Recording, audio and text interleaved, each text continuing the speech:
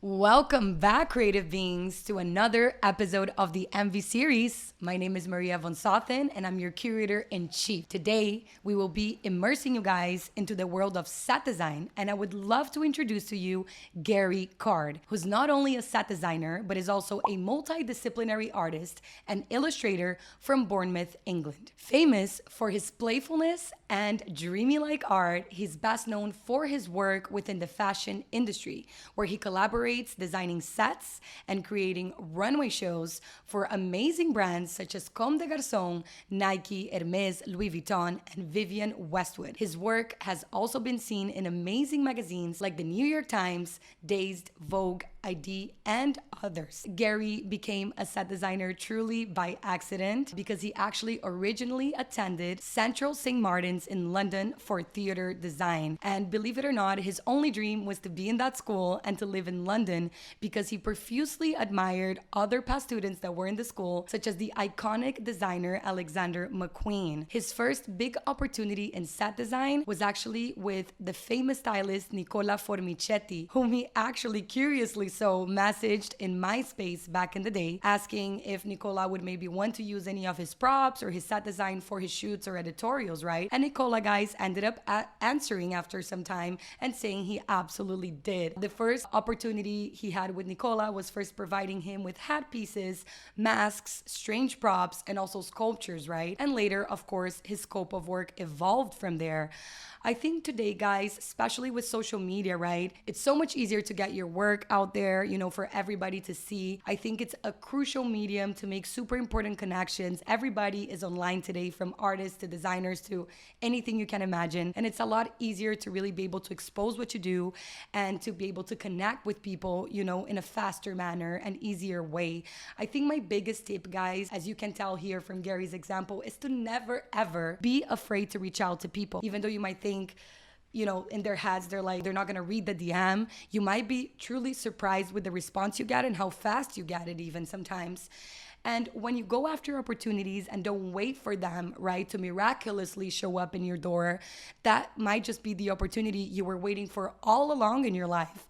And honestly, guys, that's how truly I got my first opportunities in. I was truly cold emailing, DMing people for a few months. It's not like the answer came to me right away. And I think that's how I truly got my first few bigger opportunities in the industry. And I think I'm leaving proof that this method is actually useful, right? And also, Gary did not study set design, right? He studied theater design, as I just mentioned to you guys.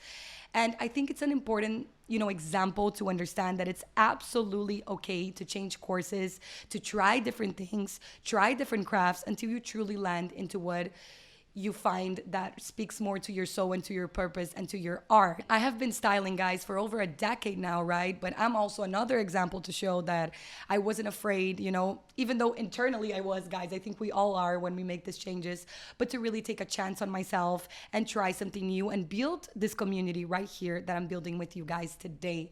I think we always have different interests, and we even set different goals for ourselves at different points in our lives. And nothing is truly a waste of time. Nothing that you do is wasting your time. It's just getting you closer to your purpose and what is truly meant for you. And I think it's mostly important out of everything here is to enjoy the journey.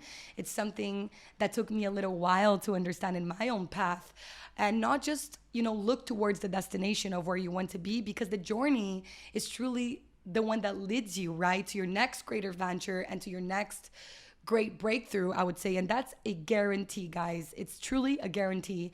And now, taking it back a little bit to Gary's story and journey, he has mentioned that his first proper job really as a set designer was a Uniqlo campaign he did with Nicola in New York.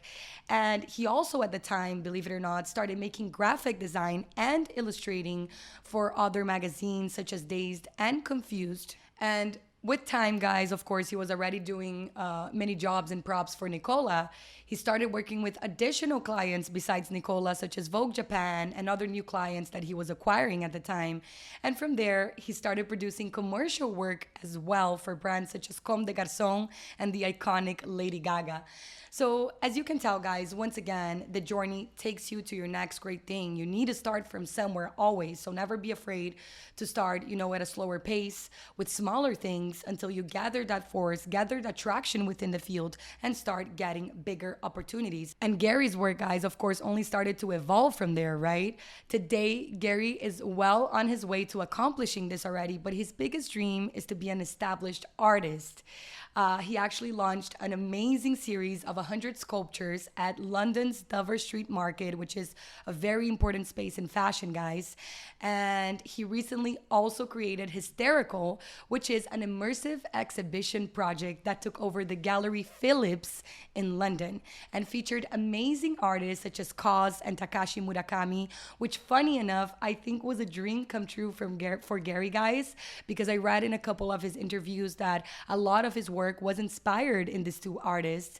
And imagine if he didn't take a chance on himself and, went for it to do his own expositions in galleries, he would have never, ever, collaborated with his biggest icons, which he has done today, right? His biggest idols, which are Cause, Takashi Murakami, and a few others that he also included in this exhibition in London.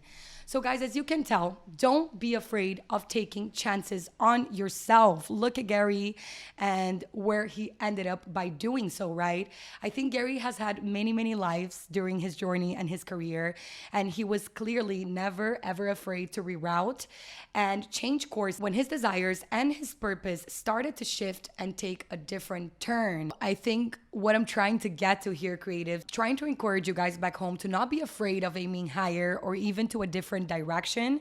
Even if you've already built something very meaningful or a very strong career path, in another industry or in another field, it's never ever too late to switch and start something again. And I have no doubts that Gary will absolutely succeed and be incredibly successful as an artist today in his new chosen path. And I think something that inspired me tremendously also about Gary is he never allowed any limitations to stop him from chasing after his dreams. Guys, that when he was young and didn't have financial stability and could not afford a proper studio, he was actually set designing inside his own apartment. He's even mentioned, which I thought was so interesting to see, that his lungs today suffer a lot because he used to spray paint all of his sets literally from his living room. And guys, not saying for you guys to try this at home at all, okay? It's just an example that when you want something so bad and want to succeed in this world, right, you have to really give it your all and get creative with your time and, of course, with your resources as well. It's also an amazing case here to show that even if you have financial, geographical, or physical limitations today, that should never be a barrier or a wall, guys, for you not to chase after opportunities and especially after your dreams, right? And if it wasn't enough, Gary was graphic designing for brands during the day and he was set designing at home during the night, which, guys, it's crucial to mention that initially sometimes, right, you're not going to be able to live out of your dream job right away. You might have to, be between 1, 2, or even 3 jobs, right? Like Gary was, until you're truly able to live fully out of your dream work or your purpose. And Gary has also set himself apart in this industry by showcasing sets which are bright, bold, and even psychedelic, most people say. And it's so important to create your own blueprint, right? And your trademark, as he has in the field today, and not to try to imitate something that has already been done by someone else in the field or has already been seen out there by the public. Of course, guys, side note, it's super beautiful to be able to draw inspirations from people, and it's actually crucial to study previous key players that have done amazing things in the field before. But it's also even more important to develop your own aesthetic, and your own vibe in your work, as it will not only help your work to be more visible and to shine, right? But it will also support you in leaving your own unique mark in your field. Gary has even developed his own unique approach to his work, which he has mentioned, right? It's different from other set designers in the field. He really likes to go to the place place where he needs to work at, feel out the space, and understand what feels right to do inside that place before he even starts working there. Also, he has learned to think about the audience, why they're there, and how to best captivate them and their attention. And the most important thing to him in his work today, guys, is to be a chameleon, which I understand completely, especially when you're working with clients that have their own ideas of how things should be. You have to be able to have range and to also be able to deliver several different results. Even when you have your own right vision, your own blueprint, your own trademarks, which are crucial to stick to and be true to, it is important to connect them to the necessities of your clients as well to get the best result and to be able, of course, to be booked again, right? To be able to find that middle place, that balance between yourself, your aesthetic, and your client and the results they're looking to have. And this takes me, guys, to an important lesson I read Gary giving in an interview, which is that set design, right, consists of many, many crafts, from painting to interior design and architecture as well. It is a profession that is in constant change and shift, he has said. So adaptability and the, capacity to multitask is absolute key here. Also, I loved reading that Gary said experience is the ultimate way to make it as a set designer today, even the bad ones. And I must say, guys, I probably feel the exact same way. It's true not only for styling, but probably for many other creative areas today. Having bad experiences in styling, at least for me, truly taught me what not to do, what not to repeat, right? And also who not to work with, and I think what conditions also not to work under, right? So they're truly important as well. And something I find crucial to mention here today is a tip given by Gary previously, which is to not allow yourselves, guys, to be taken advantage, right? Of your work and of your craft, but also to not make money your only drive to be involved or to participate in something you find truly exciting. And he has also mentioned that a constant advice he likes to give young creatives is to be open-minded to as many creative opportunities as possible. And I quote, "Make things because you love being a part of something special. Enthusiasm is infectious. Your passion will shine through and money will follow eventually." And also, don't get drunk the night before of a job, which was my favorite part of it all.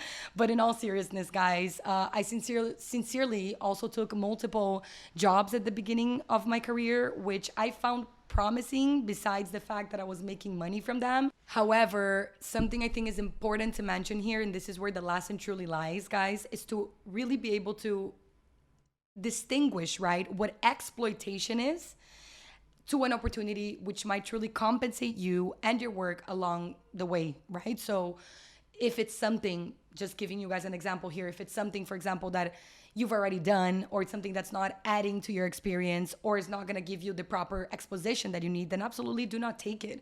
But when you know you're gonna garnish some exposition from that, or you're gonna learn a lot from the people working with you, then it's absolutely worth taking a chance on it. And also a huge reason I wanted to speak to you guys about Gary today is he's still fighting for his place within the art world today, right? He had such obviously a successful career in set design, which he still has today, but he's not afraid to position himself and carve his own space in a new field today. He said there's a huge stigma actually attached to a creative coming from the fashion world, trying to get established in the art world, but he believes things are changing, thankfully, today. So to summarize, guys, I believe 3 important crucial takeaways for us here are: 1, don't be afraid to change course, even if you've already built a meaningful path or a career in something else. If anything, guys, you will have even more chances of succeeding and being great at it, because that's where your purpose, heart, and desires are now. And remember, we are always and forever morphing as human beings. And 2, don't allow your current circumstances to define your will and power to chase after your dreams. And number 3, finally, don't ever be afraid to reach out, because the opportunity to change your life and take you to a different path might just be a message away from you. So be fearless. Creatives, I hope Gary has inspired you guys today back home just as much as he has inspired me, and that he has served as an amazing example to follow for you guys back home. And also to those of you who want to become set designers designers and artists one day as well. Before I leave you guys today, I would like to remind you that the MV series is available in all our channels: Spotify, YouTube, Apple Podcast, and Google Podcast. And we also have additional content, guys, on our socials, on TikTok and Instagram under the MV series, as well as under my personal Instagram account at Maria von Sothen. Guys, please don't forget to subscribe, and keep showing us that amazing love so we can show ours right back to you. And guys, I cannot wait to see you once again next Wednesday at, you guessed it, right here, the MV series.